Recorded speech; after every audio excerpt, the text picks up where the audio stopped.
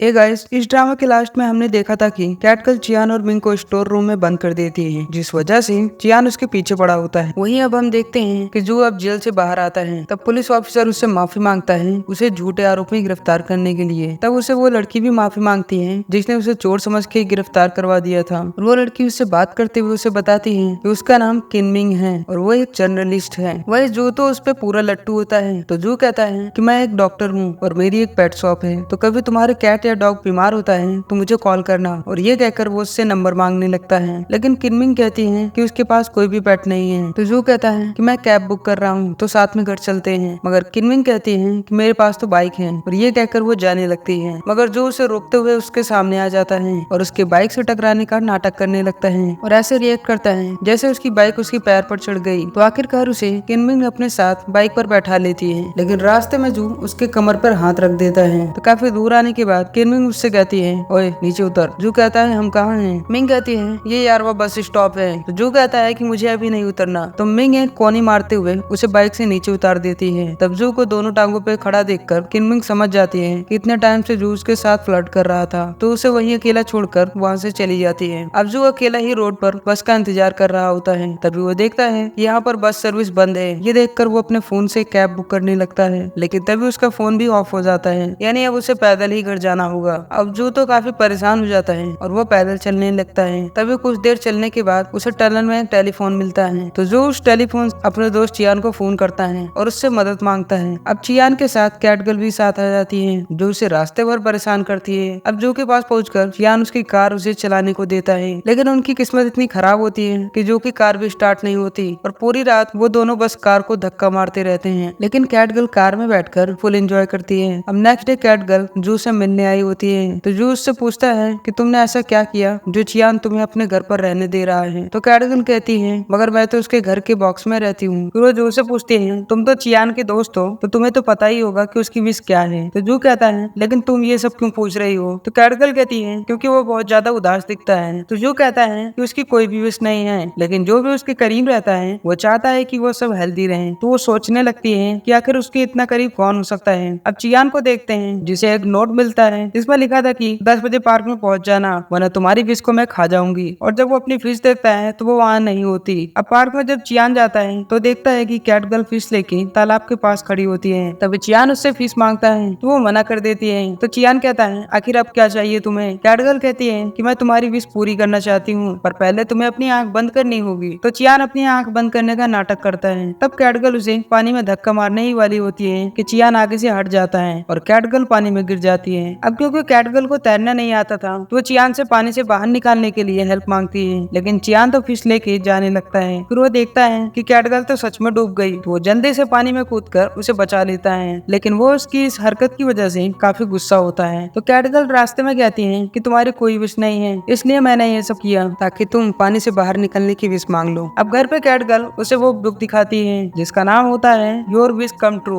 तो चियान उससे समझाता है कि तुमने जो आज किया उससे तुम्हारी जान भी जा सकती थी, इसलिए तुम्हें ये सब नहीं करना चाहिए। तो कैटगर्ल करती रहती है। तो चियान कहता है ठीक है अब जाओ नहा लो, लेकिन उसे तो पानी से डर लगता है। तो चियान उसे पकड़ता हुआ बाथरूम में ले जाता है और कैसे नहाना है वो सब बताता है। अब उसके फ्रेश होने के बाद चियान उसे एक कॉन्ट्रैक्ट दिखाता है जिसमें लिखा था कि अगर तुम्हें यहाँ रहना है तो ये सारी बातें माननी पड़ेंगी। इसमें पहला रूल होता है कि अब से न्यूड होना मना है, और दूसरा किसी से प्यार करने के लिए फोर्स नहीं करना, तीसरा किसी को खतरे में नहीं डालना, और चौथा बुक स्टोर में हेल्प करानी होगी यहाँ रहने का रेंट समझकर। तो कैटगर्ल कहती है मुझे भी इसमें कुछ रूल जोड़ने हैं, जैसे कि पहला मुझे अच्छा खाना चाहिए, दूसरा जब भी तुम्हें कोई विश चाहिए तो मुझे तुरंत बताना, तीसरा ये सड़ी सी शक्ल मत बनाया करो, इसकी जगह स्माइल किया करो। तो चियान उसकी शर्तों को मना कर देता है। तो कैटगर्ल कहती है कि फिर मैं भी ये शर्त नहीं मानूंगी। तो चियान को मजबूरन उसकी बात माननी पड़ती है और चियान उसका नया नाम जीयू रखता है। तो कैटगर्ल उस कॉन्ट्रैक्ट पर अपने नाम से साइन कर देती है। अब अगले दिन कैटगर्ल लाइब्रेरी में काम करने आती है जहाँ पर पहले वाला लड़का किन लियांग आता है। तो वो उसे खुशी से अपना नाम बार बार जीयू बताती है। अब ये देखकर तो चियान उससे फ्रस्ट्रेट हो जाता है। अब कुछ टाइम बाद कैटगर्ल लाइब्रेरी के एक रूम में आती है जहाँ उसे एक डायरी में से एक फोटो मिलती है। तभी वहाँ चियान भी आ जाता है और उसके हाथ में डायरी और फोटो लेते हुए उसे वहाँ से डांट के भगा देता है और उस डायरी को देखकर अपने पास्ट के कुछ मेमोरीज को याद करने लगता है। वहीं कैटगर्ल गुस्से से लाइब्रेरी के बाहर आ जाती है। आखिर कब मैं विश पूरी कर पाऊंगी और कब मैं अपने घर जा पाऊंगी। तब उसे अंकल फू की स्मेल आती है तो वो उनसे मिलने चली जाती है, जहाँ वो उनसे चियान की डायरी के बारे में बताती है। तो अंकल पू कहते हैं कि इंसान अपने सारे सीक्रेट अपने डायरी में ही लिखते हैं, जरूर उस डायरी में कुछ होगा जिस वजह से चियान ने तुम पर गुस्सा किया। अब हमें किनमिंग को दिखाया जाता है जो अपने भाई के लिए एक डॉग खरीदती है। तो उस डॉग की सेलर उसे कहती है कि तुम्हें पहले इसका वैक्सीनेशन करवाना होगा। तो वो उसे एक फेमस हॉस्पिटल का नंबर देती है। अब जब किनमिंग वहाँ अपने डॉग के साथ जाती है तो जो उसे पहचान लेता है, लेकिन किनमिंग उसे नहीं पहचान पाती क्योंकि उसने मास्क लगाया होता है। किनमिंग को डॉग से डर लगता है, इसलिए उसे समझ नहीं आता कि वो उस डॉग को कैसे पकड़े। तो जो उसे परेशान करने के लिए उसे कहता है कि डॉग को ठीक से पकड़ो, उसके आगे के पैरों के पीछे पकड़ो। वही किनमिंग डॉग को पकड़ने में काफी नर्वस हो रही थी। अब जब जो डॉग को वैक्सीन लगाता है तब किनमिंग को उस पर डाउट हो जाता है, तो उसका मास्क उतार देती है और उसे पता चलता है ये तो वही लड़का जू है, जिस पर जू ऐसे रिएक्ट करता है जैसे उसने किनमिंग को पहचाना ही नहीं। किनमिंग उससे टीज करते हुए कहती है कि हाँ भाई, अब तेरा पैर कैसा है? तो जू कहता है पिछली बार जब से तुमने मुझे सबक सिखाया तब से मैं बिल्कुल बदल गया हूँ। तब किनमिंग वहाँ से जाने लगती है। तो जू कहता है ओए ओए, और उसे मेडिसिन की स्लिप दिखाता है, जिस पर किनमिंग उसे गुस्सा से देखती है। तो जू हंसते हुए कहता है उम्मीद है हम दोबारा मिलेंगे। तो उसे घूरते हुए किनमिंग वहाँ से चली जाती है। तो उसके पीछे पीछे जो रिसेप्शन पे आता है और फाइल से उसका नंबर सेव कर लेता है। अब इधर जब कैटगर्ल वापस चियान के पास आ रही थी तब उसे रास्ते में बियर की स्मेल आती है। तो वो उस बार में चली जाती है जहाँ वो बियर पीने लगती है। वही इधर चियान ये सोच सोच कर परेशान हो रहा था कि कैटगर्ल आखिर कहाँ गई, लेकिन वही कैटगर्ल तो बियर पे बियर पिए जा रही थी। अब ज्यादा टाइम हो जाने से चियान उसे ढूंढने निकल जाता है। वहीं इधर कैट को नशे की वजह से उसके सर पे कान और उसके पीछे पूंछ निकल आती है और वो म्यूजिक सुन के स्टेज पे जाकर डांस करने लगती है। तभी उसे ऐसा देख सभी उसके साथ सेल्फी लेने लगते हैं। तब कैटगर्ल को पता चलता है कि उसके कान और पूंछ बाहर आ गए हैं, तो वो वहाँ से जाने लगती है, लेकिन एक लड़कों का ग्रुप उसके पीछे ही पड़ जाता है। तो कैटगर्ल भागते हुए एक एटीएम के पीछे छिप जाती है, लेकिन वो लड़के उसे वहाँ देख लेते हैं और उसकी ओर आने लगते हैं। तभी वहाँ सही टाइम पे चियान आ जाता है, जो देखता है कि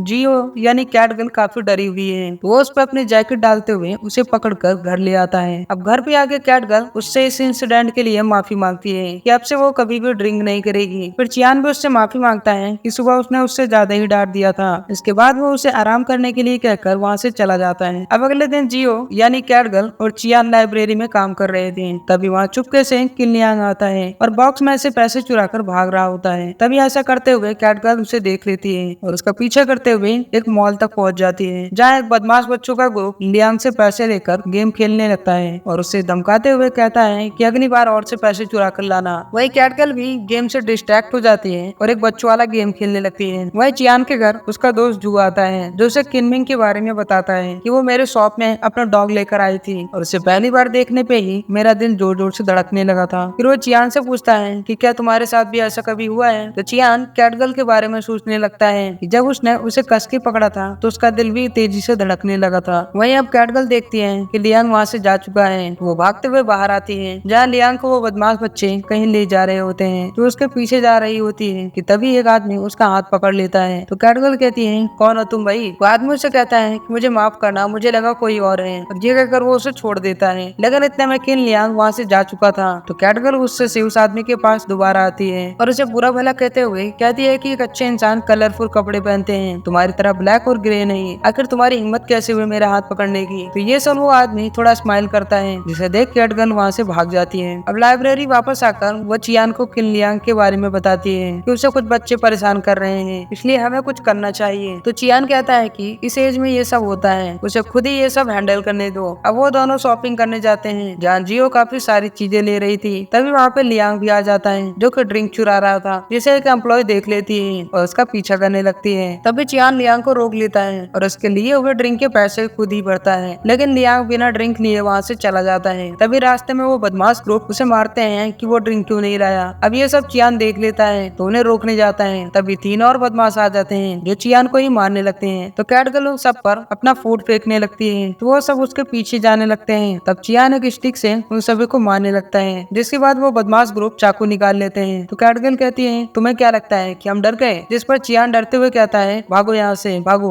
और उन दोनों को लेकर वहाँ से भागने लगता है। और भागते भागते वो एक पुलिस स्टेशन पर आ जाता है, जहाँ पुलिस उन तीनों को गिरफ्तार कर लेती है। अब लियांग की बहन किनमिंग भी आ जाती है, जो चियान को शुक्रिया कहती है उसके भाई को बचाने के लिए। तब जियो कहती है क्या तुम दोनों एक दूसरे को जानते हो? तो किनमिंग कहती है हाँ, क्योंकि हम दोनों हाई स्कूल में एक साथ ही पढ़े थे। तो मिंग कैटगर्ल के बारे में पूछती है, जिस पर चियान कहता है है ये मेरी एक दोस्त है जो अचानक से मेरे घर पर टपक पड़ी। तो बात करते हुए किनमिन कहती है क्यों ना हम चारों एक दिन साथ में डिनर करें। तो वो कैट गर्ल से वी चैट की आईडी मांगती है ताकि वो उसे मैसेज कर सके। इस पर चियान कहता है कि हम वी चैट नहीं चलाते और उसे अपना कीपैड वाला फोन दिखाता है। तो किनमिन कहती है ठीक है नंबर भी चलेगा। तो कैट गर्ल तुरंत चियान का नंबर उसे बताने लगती है। फिर चियान कैट गर्ल को लेकर वहाँ से चला जाता है। अब जब लियांग घर आता है तो डॉग को देखकर काफी खुश हो जाता है। तो उसकी बहन कहती है कि तुम्हें हमेशा से ही एक डॉग चाहिए था इसलिए मैं तुम्हारे लिए इसे ले आई। और वो उससे माफी मांगती है कि काम की वजह से वो उस पर ज्यादा ध्यान नहीं दे पाई और वो उससे पिंकी प्रॉमिस करती है कि आगे से वो उसका पूरा ख्याल रखेगी। वह इधर चियान के हाथ में चोट लग गई थी